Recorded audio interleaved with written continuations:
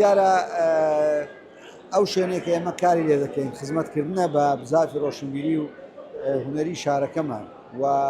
کوردستان بەگشتی. ئێمە لەوێ ڕۆژانە کاری ئەو هونەرمەند و ئەدیب و ڕۆشنبیرانە ڕادەپەڕێنین کە پرۆژیان هەیە، کاری هونەریان هەیە کە بەدەخەوە چەند ساڵێکە بەهۆی قەیرانی داراییەوە نەمانتوانیەوە وەک پێویست لە خزمەتیان دابین. بەڵام لە کار و چالاشی جموزۆڵەکان لەگەڵ یانین لە خەمیانین و هەوڵ دەدەین بەیەکەوە بیرۆکەکان چڕتکەینەوە بۆ ئەوەی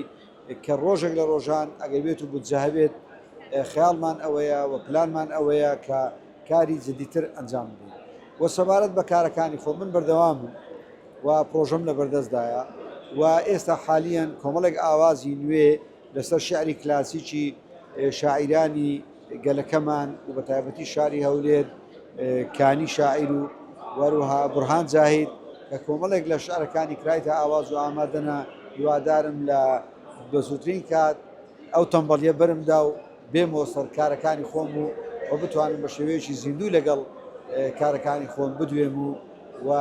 ئەو کارانەش کە لە دوای ئەوەی کە خەونەکانی خۆمە بەدی بێنم بێتە دیدی ئێوە و ئێوەش بیبین و بەڕەخنەکانی ئێوەش بکەن.